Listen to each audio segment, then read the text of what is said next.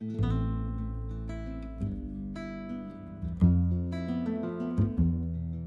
Haggadah, on est toujours dans la Haggadah 118 qui nous dit la chose suivante. Kouf Yotret, en plein milieu. On a vu cette Haggadah, elle est très bizarre. Enfin, elle est très bizarre. Elle est très particulière. Elle nous dit, il faut, quand tu arrives dans un endroit où il y a eu un miracle pour le Ham Israël, tu dois dire la bracha la bracha du miracle. D'accord? Et effectivement, aujourd'hui, on ne fait plus ça puisqu'on ne sait pas reconnaître les endroits. On ne sait pas, même quand vous allez à Shrem, par exemple, vous voyez les pierres où ils ont écrit ou Jéricho, il y a eu les pierres qui sont tombées. C'est très difficile de savoir si c'est vraiment les pierres de Jéricho. Une fois j'étais à Shrem, avant qu'il y ait l'intifada, et donc on a été visiter la tombe de Yosef. Et juste avant la tombe de Yosef, il y avait un puits. Il y avait un puits. Et alors il y a un arabe devant le puits, un berger comme ça. Alors il me faisait Bir Yosef, le puits de Yosef. Alors je regarde, avec ma femme, on regarde ce qu'il y avait dedans. Il y avait des canettes de Coca-Cola, il n'y avait pas de serpent et de scorpion, mais il y avait des canettes de Coca-Cola. Alors j'ai dit, va croire que c'est arabe, que c'est vraiment le puits de Yosef. C'était peut-être qu'un puits qu'ils ont fait bien après. Il y a 3500 ans, c'est difficile de savoir que c'est le puits. Donc on ne peut pas savoir exactement, même les archéologues, ils ont des problèmes. Donc on ne fait pas les brachot quand on passe dans ces endroits-là. D'accord? Mais là, comme la pierre que voulait jeter Og. D'où allez-vous reconnaître la pierre qu'a jeté Og dans tout le désert de Moab? Maintenant, la Gemara, elle dit, et c'est là une grande question que nous nous sommes posés, il y a écrit la pierre où Moshe s'est assis quand il y a eu la guerre d'Amalek. Ils ont fait la guerre contre Amalek. Après la mer Rouge, il y a la guerre d'Amalek, dans Béchalar. Qu'est-ce qui s'est passé? Donc c'est dans le Sinaï, il y a eu la guerre d'Amalek. Moshe, il avait les bras comme ça, et comme c'était très dur à supporter, donc ils l'ont assis sur une pierre, et ils lui soulevaient les bras. On dit, si tu vois cette pierre, tu fais une bracha, parce qu'il y a eu un sauvetage. Là on comprend, tout ça on comprend. Maintenant, il y a un bec, comme on dit. C'est que si tu vois, quand tu vas te promener du côté de la mer Morte, si tu vois la statue de Madame, la femme de Lot, tu dois faire aussi une bracha aussi. Si tu vois la femme de Lot en statue, il faut faire une bracha. On la voit, ouais. On la voit, mais on fait la bracha sans le Shem, parce que c'est peut-être pas ça. On voit une grande dame comme ça, comme Belphégor, un grand truc blanc, sur la route de la mer Morte. Quand vous allez vers la mer Morte, il y a une route. Et avant, du côté d'Ain Gedi, etc., vous voyez une espèce de grande dame, en blanc comme ça, en sel, quoi, c'est que du sel. On voit que c'est une forme de femme, quoi. Alors ils disent que c'est ça. Allez savoir si c'est ça. Donc comme on ne sait pas, alors on fait sans bracha, sans le nom de Dieu. D'accord? Maintenant, alors la Gemara, elle demande tout ce que tu m'as cité jusque-là, la mer Rouge, la pierre de Moshe, la pierre de Og, c'était des miracles qui ont profité à Israël. Mais en quoi la statue de Madame Lot, c'est un miracle d'Israël? La Gemara dit c'est un malheur, c'est pas une bracha, c'est un malheur qu'une personne, elle a voulu se retourner sur la ville de Sdom, et en se retournant, elle est devenue une statue de sel. Alors pourquoi le sel? Rachid te dit parce que comme elle était avare, elle était pingre. Elle ne voulait jamais donner du sel aux invités. À l'époque, le sel, ça coûtait une fortune. Il y avait la guerre pour le sel. D'accord ? D'ailleurs, en hébreu, melach, le sel et la guerre, c'est les mêmes lettres.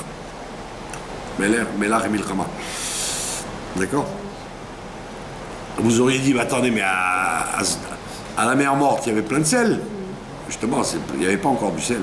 C'est quand il y a eu la catastrophe de la mer, de Sodome, que la région est devenue salée. Sinon, c'était vert. C'était tout vert. C'était plus beau que la ville d'Assou en Égypte. C'était tout vert. Et Dieu a transformé ça en sel et en soufre. Pourquoi ? Parce que justement, Madame Lot ne voulait pas donner du sel aux invités. Les gens, ils mangeaient pas grand-chose, les gens. Ils mangeaient du pain trempé dans le sel. C'est ça le repas des gens. Et elle a dit à son mari, quoi, tout ce que tu vas faire, tu as 2 invités, en plus, il faut leur donner du sel. Alors, comme elle a parlé mal sur le sel, elle a été transformée en statue de sel. Alors, la Gemara dit, mais c'est pas en quoi c'est une chose bien? C'est un malheur, c'est pas un S. Là, tu m'as cité que des miracles. Mais là, c'est pas un miracle, c'est un miracle négatif. C'est une catastrophe. D'accord?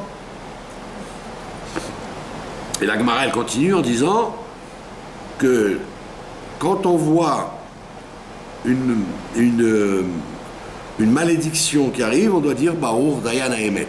D'accord? Béni soit le juge de vérité. Bon, aujourd'hui, on ne dit ça que pour l'enterrement. On ne dit pas ça pour autre chose. Même si quelqu'un a perdu toute sa fortune, par exemple. Bon, si c'est pas suicidé, disons, si c'est pas tirer une balle dans la tête ou jeter de la fenêtre, il dit pas Baruch Dayan Haemet. Il dit Gamzol Tova, je me referai, on verra bien, Dieu est grand. D'accord? Donc en général, les gens disent Baruch Dayan Haemet que quand il y a, que Dieu préserve, un enterrement et où ils sont des 7 parents, bien évidemment. Un des 7 parents, pas n'importe qui. Ah non. Oui, non, avec la bracha, non. Dans la rue, vous dites sans le shem, vous dites, oh bon, on parle de l'enterrement, les gens ils disent, Baruch ata Hashem, Dayan Haemet, carrément. On leur déchire le chemise, etc. Donc là, et quand il y a une bonne nouvelle, d'accord, tu dis, Baruch atov ve'ametiv. Donc, quand Dieu il sauve les tzadikim, alors on dit Baruch zocher ha-tzadikim, béni soit celui qui se rappelle les tzadikim. Et quand Dieu il punit les méchants, alors il dit Baruch Dayan Haemet. Et donc on dit quel rapport avec Madame Lot? En quoi Madame Lot c'est un miracle qui mérite qu'on dise une bracha? Qu'est-ce que ça vient faire au milieu de la mer Rouge et de toutes les bonnes choses qu'on a vues? Et donc c'est une grande question, vous êtes d'accord avec moi? Que vient faire la dame de Lot dans l'histoire? Alors on a apparemment trouvé une solution. La solution la plus envisageable, c'est qu'en vérité, imaginez-vous que Madame Lot ne soit pas morte. D'accord? Elle ne se serait pas retournée, elle n'aurait donc pas été transformée en statue de sel. Donc elle serait partie gentiment avec son mari et ses 2 filles. Et voilà, il serait resté marié avec elle. Là, comment il a eu des enfants avec ses filles? Parce que sa femme est morte. D'accord? Ils sont arrivés dans la caverne là-haut. Et elles ont cru que l'humanité avait disparu. Alors elles ont dit, il faut faire Messirut Nefesh. En plus, Dieu a sécrété un miracle, qu'il y a eu du vin. Une carafe de vin dans la caverne pour qu'il se saoule. Donc c'est-à-dire que Dieu même, les Breslev auraient dit c'est un miracle de la Klippa. Ils auraient dit c'est le Satan. C'est Satan qui est du vin dans la caverne. Mais on voit qu'apparemment c'est un maassé divin. Que Dieu il voulait que il ait des rapports avec ses filles pour faire naître de la route à Moavia qui va donner David Amelech et qui va donner le Mashiach. Et donc cette histoire-là n'aurait pas eu lieu si Madame Lot n'était pas morte.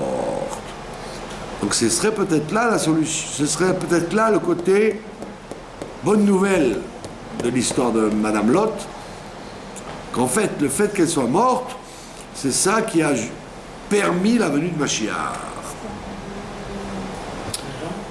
Vous avez compris? Vous avez compris ou pas? Alors vous auriez dit, attends, mais alors, qu'est-ce que j'ai besoin de tuer Madame Lot pour faire venir Mashiach? J'aurais pu envisager que Lot ait encore un enfant avec sa femme, après les deux filles qui restaient, et de ce mariage serait né le Mashiach. Pourquoi j'ai besoin de tuer Madame Lot pour qu'il y ait un inceste entre un père et ses filles, et de là de faire naître Ruth à Moavia et le Mashiach?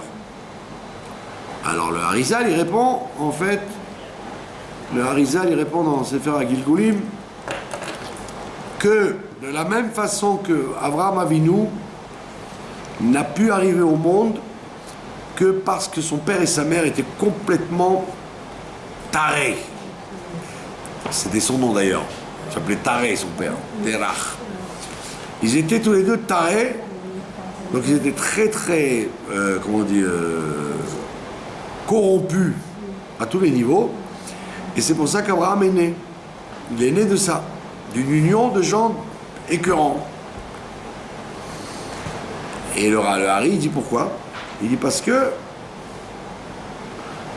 que quand il y a une très grande Neshama qui doit descendre sur terre, les forces du mal font tout pour l'empêcher. Pourquoi? Parce que le monde ne mérite pas. Le monde ne mérite pas des cadeaux. Quand on dit les forces du mal, c'est quoi les forces du mal? C'est nos fautes multipliées par 7 milliards font que, d'après le din, on ne devrait pas avoir de cadeaux. C'est tout juste si tu mérites de vivre. Mais quand on te donne un cadeau, ma pitom cadeau. Donc pour éviter que la Midat Ad-Din, elle accuse, alors on fait venir les grandes Neshamot dans des histoires complètement tordues. Parce que là-bas, les forces du mal ne vont pas aller chercher là-bas. Elles vont dire, ma pitom, que Abraham Avinu, qu'une union entre Terach et sa femme, une union dégoûtante, entre deux personnes dégoûtantes, vont faire naître une grande Neshama? C'est sûr que non. Donc, t'occupe pas là-bas, c'est pas la peine que tu ailles dans la discothèque où ils étaient. Donc, Abraham, il peut naître de là, en cachette. Subrepticement. Et la même chose pour le Mashiach. Mashiach ne pouvait pas naître de Lot et sa femme normale. Parce que Lot et sa femme, c'est normal, c'est un couple réglo, ils ont des enfants. Donc le Satan, il dit quoi? Mashiach va venir de là? Oui, il risque de naître là. Alors qu'est-ce qu'on fait? On tue la femme de Lot. Et donc, le père qui va avec sa fille, et qui enfante un enfant qui va faire naître Ruth à Moavia et David Amelech et le Mashiach, il n'y a que dans l'histoire du Mashiach, il n'y a que du scabreux. Tout est scabreux dans l'histoire du Mashiach. Lot avec sa fille, après Yehuda avec Tamar, on ne peut pas plus scabreux. C'est sa belle-fille, il croit que c'est une prostituée. Après, elle lui dit, tu voulais pas me donner ton fils comme mari, parce que tu as cru que je tuais mes maris, donc Dieu il a provoqué qu'il se marie avec elle. Donc c'est scabreux. Après, Boaz et Ruth, c'est scabreux. Dans la nuit, comme ça, elle se met à ses pieds. Et David Amelech lui-même, c'est scabreux. C'est très louche cette histoire. Et donc toute l'histoire du Mashiach, c'est que des trucs avec le carré blanc. Vous publiez cette histoire sans mettre des noms, le Badatz, il vous torpille. Il vous met « Give out !» Comment peut-on raconter des insanités pareilles? Bah tu dis non, bah, c'est l'histoire l'histoire de la Bible, hein. J'ai rien inventé. Hein. Il n'y a que ça dans l'histoire de David Amel, de Mashiach. C'est pour ça qu'on dit que le Mashiach sera très humble. Pourquoi? Parce que quand tu es persuadé que tu as des ancêtres illustres, alors tu la ramènes. Tu vois? Tu la ramènes. Tu dis mon grand-père, mon arrière-grand-père. Mais si tu t'appelles Mashiach, on te dit, dis-moi, ton ancêtre, c'est pas Lot là qui a couché avec sa fille? Alors déjà, tu te caches.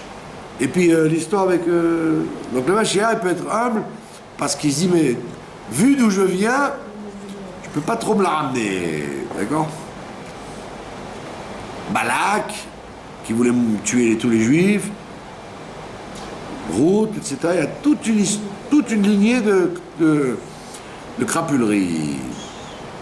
Et pourquoi le Hari dit parce que voilà, pour faire descendre des grandes Neshamot, il faut qu'il y ait des choses qu'on attend, des endroits qu'on n'attend pas. Sinon, le diable s'en mêle. Donc ça serait en quelque sorte notre histoire ici. Pourquoi serait-on content que Madame Lot est devenue une statue de sel? C'est parce que c'est sa mort tragique qui a ouvert la voie à la venue du Messie. Voilà comment on peut comprendre. Vous avez compris?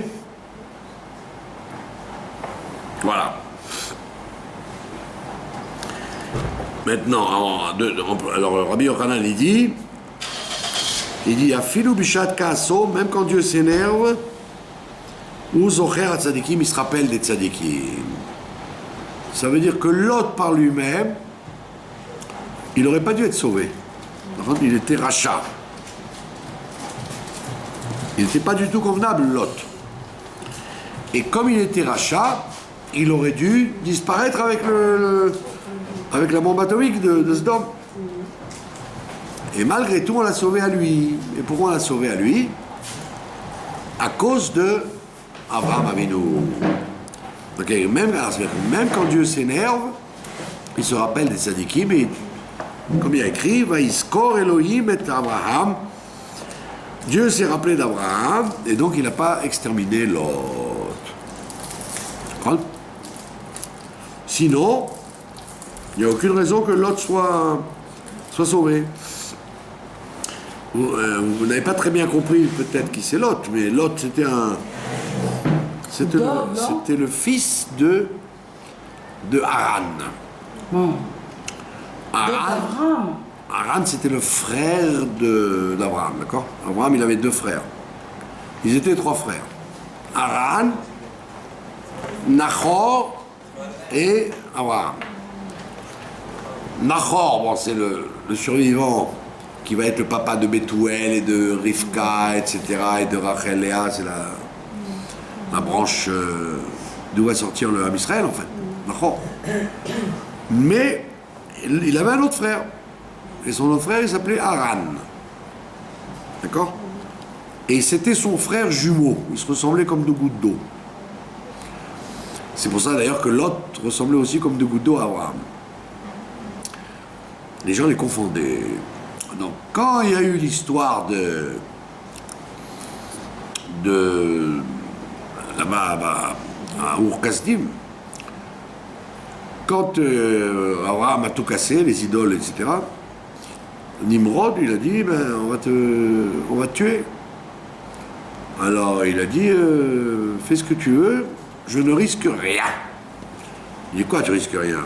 Même le feu, tu risques pas? Il dit, non, je risque pas. Celui qui croit en Dieu, il domine le feu. Donc Nimrod a dit, vas-y, on va te jeter dans le feu, on va voir. Et le frère, c'était aussi le frère d'Abraham, il était comme Abraham, il était contre les idoles, pour un Dieu unique. Donc Abraham, il a dit, voilà, jette-moi dans le feu, on verra bien. Et quand il a jeté dans le feu, non seulement il n'est pas mort, mais il est ressorti intact. Alors qu'on dit que c'était tellement chaud qu'à plusieurs kilomètres, les gens brûlaient déjà, tellement c'était chaud. Donc les gens qui, pour alimenter le feu, ils faisaient ça de très loin et ils mouraient de chaleur déjà. Et lui, il est rentré jusqu'au bout et on le voit ressortir sans même une égratignure et une brûlure. Donc Nimrod lui a dit, mais je suis un idiot, moi. Vis-à-vis de lui, je suis un idiot. Et Abraham, il a dit, tu vois que tu peux rien faire contre moi. Et elle a dit, bon, mais ton frère, alors le frère, il a dit, ben, moi aussi, je crois en Dieu comme lui. Je risque rien. Et lui, il est tombé dans le feu, mais il était brûlé. Parce que son frère, il faisait du cinéma. C'était le frère jumeau, mais en vérité, il lui ressemblait physiquement. Mais en vérité, c'était un falso. Tout n'était pas vrai chez lui. Donc il est mort brûlé. Et donc Abraham, il a pris Lot en tuteur. Et Lot, il ressemblait à son père. Il faisait semblant aussi. Donc c'était tout du semblant. Donc il méritait d'être tué avec tout le monde. Il avait aucune bonne mida. C'est que parce qu'il se rappelait chez son oncle, on faisait Achnasat Tochim, qu'il a pris les 2 anges. Sinon, qu'est-ce qu'il allait faire habiter là-bas, d'accord? Si tu es si bien que ça, tu ne vas pas habiter à Sdom. D'accord? S'il habitait à Sdom et qu'il est devenu le chef, c'est qu'il était comme eux. Pas seulement comme eux, il était le chef des gens corrompus. Donc, il méritait de disparaître comme eux. Lui, sa femme, ses enfants, etc. Mais comme il était en parenté avec Abraham, Dieu, pour faire plaisir à Abraham, il n'a pas tué. Donc il n'est pas mort par ses mérites, il est mort, il a survécu par le mérite de son tonton. D'accord? Donc on voit bien que, malgré tout, comme c'est un homme corrompu, donc il a été avec ses fils, ça ne le dérangeait pas, et donc de là, Mashiach va descendre. Donc tu es obligé de dire que la mort de Madame Lot était indispensable pour faire naître Ruth la Moabia. Vous avez compris? Et voilà, et donc, autre exemple pour lequel il faut faire la bracha, c'est la muraille de Jéricho. La muraille de Jéricho qui a été détruite juste à l'anniversaire de Yoshua bin Nun, le 26 Nissan. D'accord? Le 26 Nissan, la muraille de Jéricho a été détruite. Alors, qu'est-ce qu'il y a d'intéressant dans la muraille de Jéricho? C'est que les Cananéens, ce n'étaient pas des idiots. Ils ont dit, quand on fait on attaque une ville, si avec des catapultes, faire tomber les murs. Qu'est-ce qu'on va faire? On va faire des murs carrés. C'était des cubes. C'était pas des murs rectangulaires. Si c'est rectangulaire, tu les fais tomber. Mais là, c'était carré. Tu as déjà essayé de faire tomber un carré? Prends un cube. Pousse le cube, il tombe pas. Il tombe pas. Il ne peut tomber que si la hauteur est plus grande que la largeur. Mais si la hauteur et la largeur et la profondeur c'est la même chose, si c'est cubique, ça ne peut pas tomber. Donc tu pouvais toujours pousser les murailles de Jéricho, et elles ne risquaient pas de s'effondrer. Et donc les Jérichoiens, et Jéricho c'est en plus la ville le verrou, qui protégeait toute la terre d'Israël. Donc les Jérichoiens, ils en faisaient comme ça. Essayez toujours. Et Dieu il a dit à Josué, t'inquiète pas, fais le tour avec les trompettes, et moi je m'occupe. Et donc au bout ils ont fait 7 tours. D'accord? Ils ont fait 7 tours, et pendant 7 jours, pendant la semaine, et le Shabbat, au lieu que la muraille ne tombe, elle s'est enfoncée dans la terre. tout est rentré dans la terre, donc les gens de Jéricho se sont trouvés face à face avec Astérix et Obélix. Donc c'est un miracle extraordinaire, puisqu'il n'y avait pas besoin de faire le siège. Ils ont tourné et ils ont... Et c'est pour ça, je ne sais pas si vous le savez, c'est pour ça que pendant Sukkot, on tourne autour de la bima avec le loulav pendant 7 jours. C'est le même travail que les murailles de Jéricho. On dit quand tu tournes avec le loulav autour de la bima, le Sefer Torah, tu enlèves les forces du mal comme il y avait à Jéricho. C'est pour ça qu'on fait ça. C'est pour ça qu'on fait les Oshanot. D'accord ? Et Oshana Rabbah, on fait 7 tours, ça fait exactement comme eux, ça fait 3 fois 7, 21 fois qu'on a tourné. Donc la même action que ça a fait autour de Jéricho, ça fait pour enlever les forces du mal de toute l'année pour le Ham Israël. C'est pour ça qu'on fait ça. D'accord ? Tout ce qu'on fait dans le judaïsme, c'est pour s'amener des brachot, quoi.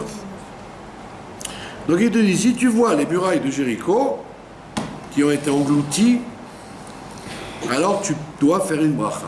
Et moi je les ai vus, mais je vous dis, comme on ne sait pas effectivement si c'est exactement ça, alors on ne fait pas la bracha réellement. Mais sinon vous allez à Jéricho, enfin maintenant vous n'allez pas trop à Jéricho, mais à l'époque, avant qu'il y ait l'intifada, quoi, on allait là-bas. Et vous voyez, il y a carrément d'immenses carrés au ras du sol. Et on vous dit que c'est là-bas que la muraille était. D'accord ? Vous sentez d'ailleurs, il y a une kedusha dans cette région-là, de Shrem, Jéricho, toute la vallée du Jourdain, etc. Vous sentez qu'il y a une kedusha spéciale que vous ne retrouvez pas à Tel Aviv et à Netanya. Hein. On sent qu'il y a une... Non, on sent que c'est des endroits où il s'est passé quelque chose. Vous voyez, il y a une kedusha particulière. Le plus émouvant, le plus fort, enfin moi en tous les cas, c'est le tombeau de Yosef. Ah, c'est... Ah ouais. Autant le kotel, ça me fait rien du tout, que Dieu me pardonne. Il devrait installer une casse-pommade d'ailleurs, ce serait plus... ça serait pratique. Vous avez une casse-pommade là-bas ? Non, c'est moi qui blague. Il y a des gens qui sentent quelque chose au kotel, moi je sens rien du tout au kotel. Je suis ni mur ni tombe. Mais chez Yosef, à l'époque, vous rentrez là-bas, tombe de Yosef avec ses 2 fils à côté, Ephraïm et Ménaché, vous sentez que c'est du lourd. J'ai pas compris, il y a des pierres par terre, carrées. Ouais, et on dit que c'est là-bas les murailles de Jéricho. C'est quoi la muraille de Jéricho ? Ben, la ville de Jéricho a des murailles autour, et c'est là-bas qu'ils ont sonné les trompettes, et elles se sont effondrées. Et quand ils ont gagné Jéricho, c'était la route ouverte pour tout toute la terre. Si vous avez donc fait le hommage d'hier, alors Moshe demande, il leur dit, voilà, vérifiez si c'est des villes où il y a des murailles, où il n'y a pas de murailles. Si c'est des murailles, c'est qu'ils ont peur. Si tu mets des murailles, c'est que tu as peur qu'on t'attaque. Si tu mets pas de murailles, c'est que tu as peur de rien. D'accord ? Donc quand ils sont revenus, ils ont dit, à part Jéricho, il n'y a pas de murailles. C'est-à-dire qu'ils n'ont pas peur. Donc c'est très dangereux s'ils n'ont pas peur. D'accord ? C'est ce qui s'est passé. Voilà, donc il te dit, si tu vois ça, quand tu passes par là-bas, aujourd'hui on a dit on ne sait pas trop, mais si tu passes par là-bas et que tu peux identifier ces endroits-là, fais la bracha. De quoi ? Oui, il te dit, dirti vatipol achoma tartea. Comme Yoshua dit, au lieu que la muraille ne tombe, la muraille s'est engloutie. C'était formidable. D'accord ? Kivan de Poutia, Rouma, qui a dadé Nineu, Mishum, Achi, Ivla, Baloed. Voilà. Il dit, comme elle était en forme de cube, comme on l'a dit, comme tout était en forme de cube, donc si ça ne pouvait pas tomber, donc ça a été englouti. Voilà, donc il t'a cité tous les cas historiques, d'accord? Maintenant, tout ce qui n'est pas aussi important que ça, on ne fait pas de bracha. Par exemple, si tu vas à ce que je sais moi, si tu vois le golem de Prague, tu vas pas faire une bracha parce que ça n'a aidé que les gens de Prague. Là, on parle que tout Am Israël a bénéficié de ça. Voilà. Maintenant, autre nouvelle Agada, de tête. Rabbi Yehuda, il dit, au nom de Rav, Arba tzrichim leodot. Ça, c'est très important puisque c'est une chose fréquente. Il y a 4 sortes de personnes qui doivent remercier Dieu. D'accord? Arba tzrichim leodot. Voici les 4 personnes qui doivent remercier Dieu. Homme ou femme, hein, c'est pas lié avec. C'est pas une mitzvah liée au temps. Donc les femmes aussi devraient la faire. C'est la bracha de ce qu'on appelle Agomel. La bracha de Gomel. Agomel. Yordé Hayam, ceux qui rentrent, qui traversent la mer. Alors aujourd'hui, les gens ils disent c'est vrai que la mer c'est le moins dangereux de tous les transports. Il y a moins d'accidents maritimes que d'accidents d'avion ou de voiture ou de moto. Mais malgré tout, l'autre fois j'avais dit ça, c'est le moins fréquent les accidents de bateau, et pourtant on voit bien que la même semaine il y a eu deux milliardaires là, de cette marque qui ont été noyés là-bas en Floride. Donc ça veut dire, il y a beaucoup de cas, ça peut arriver, par exemple, enfin en hiver surtout, parce qu'en hiver il n'y a pas de visibilité, etc. Donc il peut y avoir un danger. Même si c'est très surveillé avec les computers, ils ont des satellites qui vérifient, et la police peut intervenir très vite, etc. On ne sait jamais ce qui peut se passer. Et effectivement, ça peut se passer. Donc on te dit, tu traverses la mer, quand tu reviens, tu dois faire Agomel. Donc là, par exemple, ils organisent des croisières. Des croisières cachères et tout, glattes, tout ce que vous voulez. Pour la Crète, Rhodes, Chypre. Donc le bateau, il part le dimanche matin, il revient vendredi matin. C'est très beau.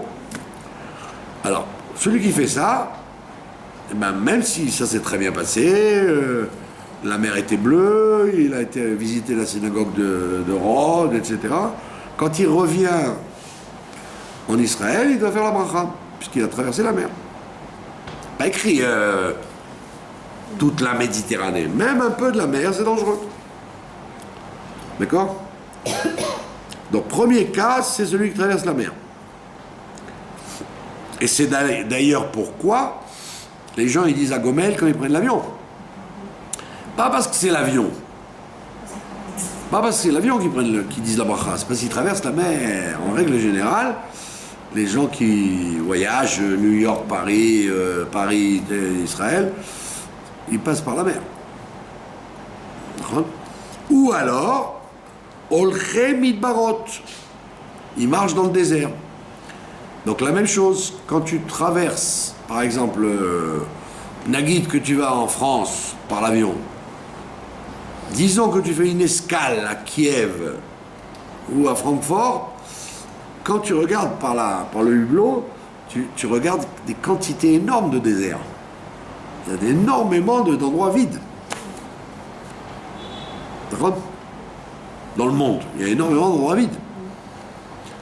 Quand vous regardez les cartes, à part les endroits où il y a beaucoup de monde qui habite, le reste du temps c'est vide.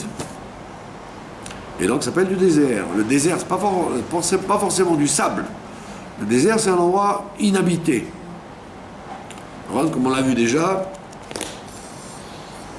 d'accord, dans la Gemara, que Adam Arishon, il avait fait un décret.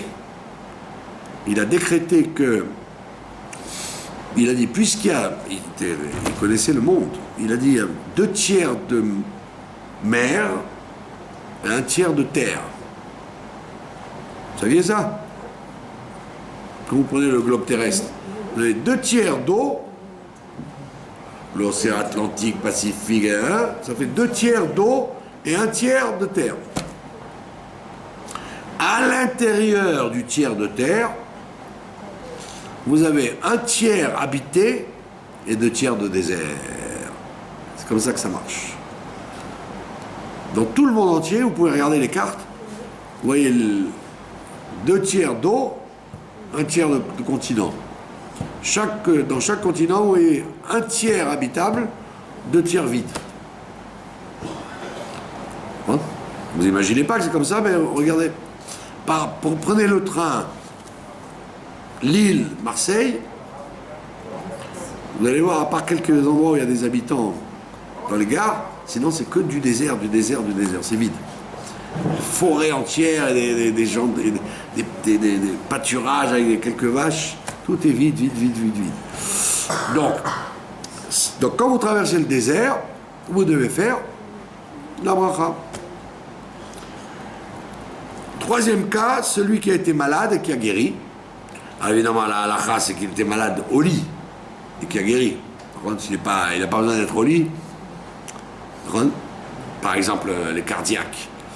Ils ne peuvent jamais faire un gomel parce que ça ne guérit jamais. Le cœur ne se remettra jamais comme il était avant. Ou des maladies chroniques. Le diabète, le cholestérol, ce que je sais moi, ou la sclérose en plaques, les maladies où les gens ne sont pas couchés, mais ils guériront jamais. Là, on ne fait pas droit. On fait que s'il a eu une maladie, même une grippe, hein, même un truc soi-disant facile, il était couché, il s'est levé, il va faire un gomel. Quatrième cas, celui qui était en prison. En prison, c'est pas forcément Alcatraz avec Al Capone.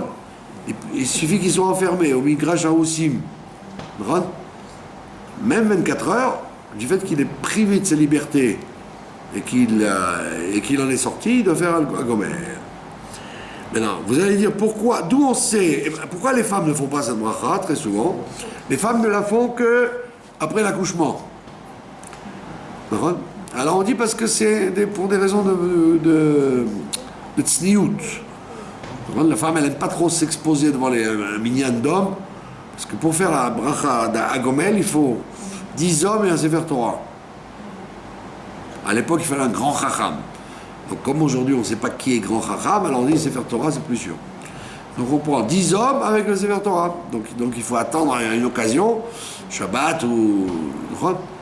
Donc comme les femmes, elles n'aiment pas trop se faire entendre devant tout le monde, alors la plupart du temps, elles ne font pas. C'est parce qu'elles ont honte. Mais en vérité, elles devraient, comme tout homme. Quand elles descendent de l'avion, c'est pour ça que je vous ai dit, et je répète, que le Baal Shem Tov, il a instauré, avant Shabbat, si vous vous rappelez de ça, avant Shabbat, de dire le Mizmor 107. Avant Mincha, on dit ça, Odou Hashem Kitov, et là-bas on parle des 4 cas.